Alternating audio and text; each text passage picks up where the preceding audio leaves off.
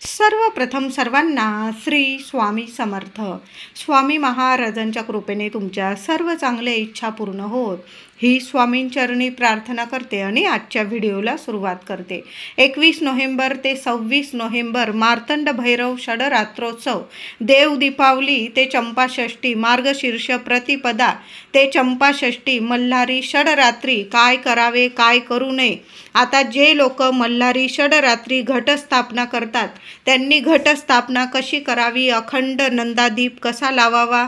आता जे लोक ज्यांच्या घरात खंडेराया त्यांचं कुलदैवत नसेल, मग ते घटस्थापना करत असतील किंवा नसतील, सर्वांनी आपल्या देवघरात एक वस्तू ठेवायची आहे. म्हणजे देव दिवाळी ते चंपाषष्ठी अशी 6 दिवस एक वस्तू आपल्या देवघरात ठेवायची आहे. लग्न कार्यात अडचणी येत आहे, घरात लक्ष्मी टिकत नाही, आजारपण आहे, कुठंच कामात यश मिळत नाही, मुलांची प्रगती होत नाही, सर्वांनी हा उपाय जरूर करा. सोन्यासारखे दिवस तुम्हाला येणार आहे.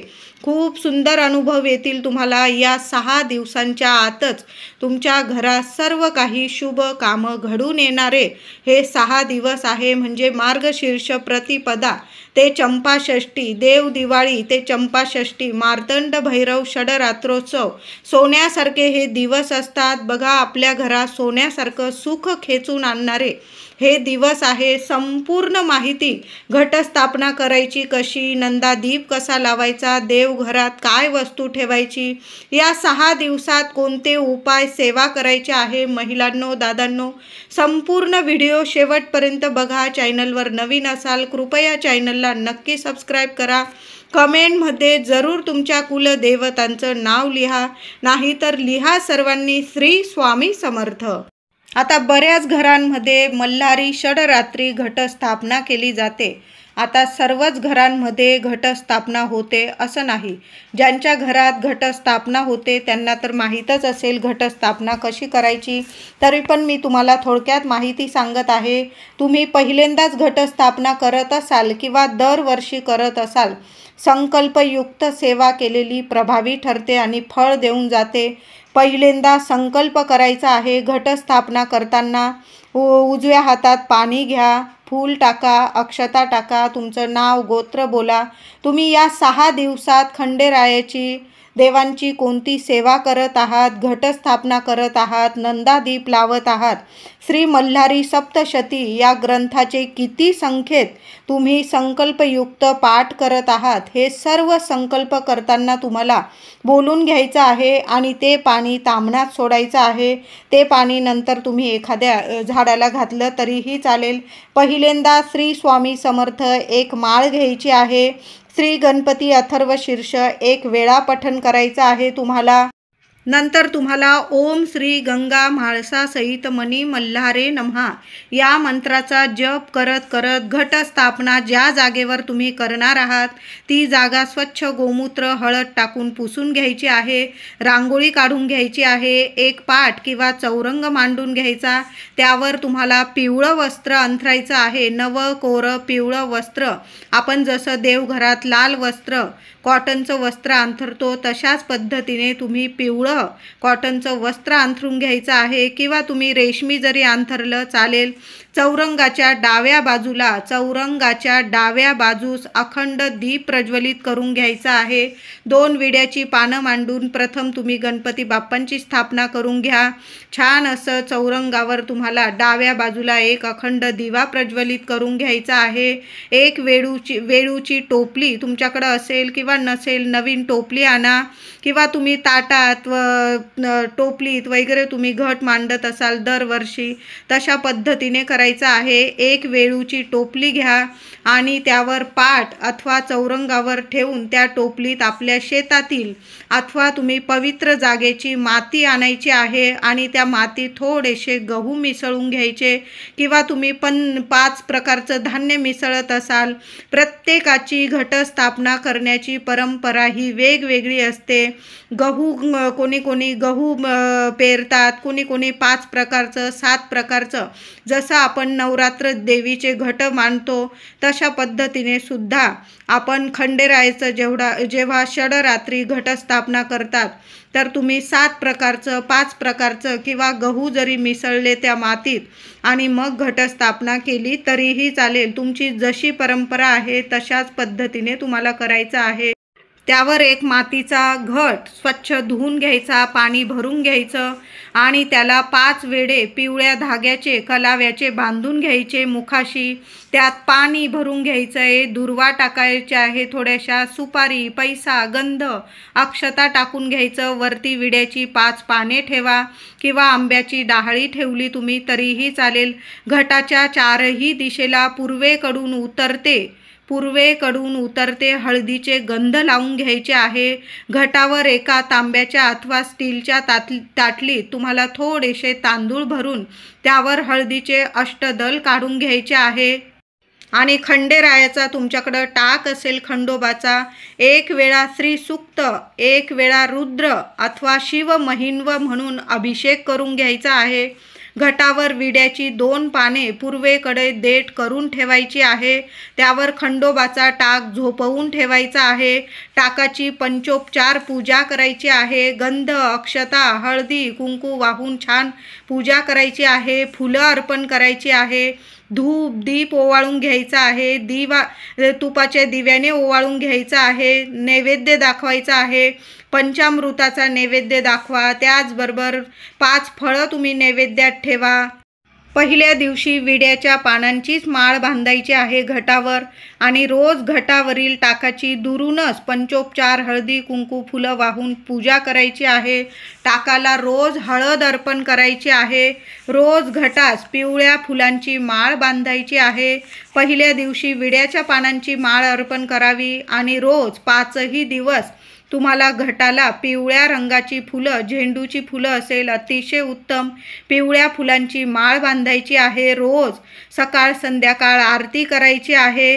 6 दिवसात सर्व कुटुंबियांनी मिळून 14 किंवा 28 पाठ श्री मल्हारी सप्तशती या ग्रंथाचे जरूर करावे। तुमच्याकडून जेवढे होतील तेवढे श्री मल्हारी सप्तशती या ग्रंथाचे पाठ या देव दिवाळी ते चंपाषष्ठीपर्यंत नक्की कुटुंब परिवार मिळून करावे। चंपाषष्ठीच्या दिवशी शंख किंवा घंटा ध्वनीत घटावरील खंडोबाचा टाक उचलून घ्यायचा आहे आणि प्रतिपदेला जसं आपण घटस्थापनेच्या दिवशी जसं खंडोबाच्या टाकावर अभिषेक केला तशाच पद्धतीने पुन्हा चंपाषष्ठीच्या दिवशी तो टाक उचलून घ्यायचा, पुन्हा अभिषेक करून पूजन करावे। परंपरेनुसार कुलाचार आणि कुलधर्म पूर्ण करून तळी भरून महानैवेद्य, त्यात बाजरीची भाकरी, नव्या वांग्याचे भरीत, पातीचा कांदा, नवा लसूण घालून असा मुख्य नैवेद्य, तसेच पुरणपोळी सुद्धा करायची आहे। थोडक्यात सांगते तळी कशी भरावी। कुळ धर्माच्या वेळी नैवेद्य दाखवण्यापूर्वी तळी भरतात। ताम्हणात तांदळाचे अष्टदल काढून त्यात भंडारा म्हणजे हळद भरली जाते। नंतर मध्यभागी तांब्यात पैसा, सुपारी, वर नागवेलीची पाने ठेवून नारळ ठेवतात। याची कलशासह पूजा करतात। 5 मुलांनी हात लावून ताम्हण वर उचलून त्यावर 3 वेळा कपाळ टेकवले जाते आणि येळकोट जय मल्हार, येळकोट मल्हार सदानंदाचा येळकोट, माळसा कांता कडे पठार की जय असा जय जयकार केला जातो। प्रत्येक भागाची पद्धत वेगवेगळी असते, थोडीशी वेगवेगळी असते। तसेच काही प्रदेशांमध्ये सदानंदाचा येळकोट, येळकोट मल्हार येळकोट, हर हर महादेव, चिंतामण मोरया, भैरोबाचा चांदोबा, अगडबंब नगारा, सोन्याची जेजुरी, मोत्याचा तुरा, निळा घोडा, पायी तोडा, कमर करगोटा, बेंबी हिरा, गळ्यात कंठी, मोहनमाळा, डोईवर शेला, अंगावर शाल, सदा हिलाल, जेजुरी जाई, शिकार खेळी, म्हाळसा सुंदरी, आरती करी, देवा ओवाळी, नाना परी, देवांच्या शृंगारा, कोट लागो शिखरा, खंडेरायाचा खडका, भंडाराचा भडका, बोल सदानंदाचा येळकोट येळकोट, असा जय जयकार करताना हाताने सुद्धा जय जयकार केला जातो। प्रत्येकाची परंपरा वेगवेगळी असते। भाऊबंधांनी त्यांच्या दिवट्या आणायच्या असतात। नंतर वरील प्रमाणे जय जयकार करीत जेजुरीच्या दिशेने दिवट्या बुदल्या घेऊन थोडे जायचे असते. किमान 5 पावलं तरी चालायचे. त्या दिशेस म्हणजे जेजुरीच्या दिशेस खोबरे आणि भंडारा उधळून जय जयकार करून मग घरी यायचं. नंतर नैवेद्य दाखवायचा. पुरणाच्या 14 दिव्यांनी आरती करायची. जमल्यास तुम्हाला जमलं तर चंपाषष्ठीच्या दिवशी एखादं धनगर जोडपं तुम्हाला जेवू घालता आलं तर अतिशय उत्तम. आणि षष्ठीच्या दिवशी घट हलवल्यानंतर घटाची माती, टोपली, घट पाण्यात विसर्जित करावं आणि देवांना हळद अर्पण केलेली आपण घटावर ती जमलेली हळद रोज पुरुषांनी किंवा महिलांनी लावली तरीही चालेल, पण पुरुष मंडळींनी रोज नित्य कपाळास लावावी आणि मग बाहेर तुम्ही कामाला, ऑफिसला जाऊ शकता. मार्गशीर्ष प्रतिपदा ते षष्ठी असे 6 दिवसांचे युद्ध झाल्यामुळे 6 दिवस खंडोबाचे नवरात्र असते. 5 दिवस उपवास करून तो 6व्या दिवशी सोडला जातो.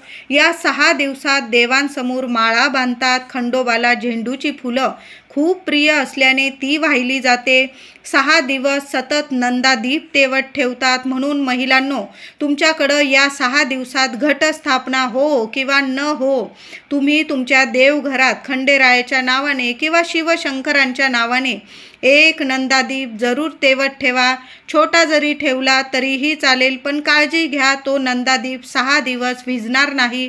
चंपाषष्ठीपर्यंत प्रतिपदा ते चंपाषष्ठी आपल्या देवघरात एक अखंड दिवा लावण्याची नक्की काळजी घ्या महिलांनो. आणि त्या दिव्यात थोडीशी चिमूटभर हळद टाकता आली तुम्हाला, 1 कापराची वडी टाका, 2 लवंग टाका. यामुळे सुद्धा आपल्या घरातील वातावरण सकारात्मक होते आणि आपल्या घरात मंगलदायी म्हणजे शुभ प्रसंग घडून येतात. कामा मार्गी लागतात. मुलांना शिक्षणात, नोकरीत प्रगती मिळून येते. त्याचबरोबर लग्न कार्यात काही अडीअडचणी येत असेल तर असा नंदादीप, असा अखंड दीप आपल्या देवघरात जरूर लावा. आणि विजलास मध्ये काही घाबरू नका. पुन्हा आपण खंडेरायाचं नामस्मरण करा किंवा ओम नमः शिवाय मंत्र जपा आणि पुन्हा तो दिवा लावून द्यायचा आहे. काळजी घ्या, तो दिवा विझणार नाही. महाराष्ट्रात खंडोबा हे अनेक लोकांचे कुलदैवत आहे. जेजुरी, निमगाव, पाली, नळदुर्ग ही खंडोबाची स्थाने आहेत. पूजेच्या वेळी उच्चार करताना श्री मल्हारी मार्तंडाय नमः, श्री मल्हारी मार्तंडाय नमः असा उच्चार करावा. मल्हारी पूजा झाल्यानंतर तालिका पूजन म्हणजे तळीचे पूजन करावे. त्या तळीतील भंडारा म्हणजे हळदीचे चूर्ण देवाला अर्पण करावे. तळीसाठी मंत्र येळकोट येळकोट जय मल्हार, येळकोट येळकोट जय मल्हार असा जयघोष करून 30 तळी वर उचलून खाली ठेवावी. असे 3 वेळा करावे. नंतर नारळ फोडावा आणि त्यातील पाण्याचे देवाला मार्जन करावे. देवाला खोबऱ्याचा नैवेद्य दाखवावा. पुन्हा येळकोट येळकोट असे म्हणून 3 वेळा तळी उचलून ठेवावी. सर्वांना प्रसाद द्यावा. पुरातन काळी मणी आणि मल्ल नावाचे 2 दैत्य होते. त्यांनी सज्जनांचा छळ करायला सुरुवात केली. त्यावेळी भगवान शंकरांनी मार्तंड भैरवाचा अवतार घेतला आणि मणिचल पर्वतावर मोठे युद्ध केले. त्या युद्धात मणी दैत्य शरण आला आणि मल्ल दैत्य ठार झाला. मल्ल दैत्यावरून भगवान शंकरांच्या या अवताराला मल्हारी असे नाव मिळाले.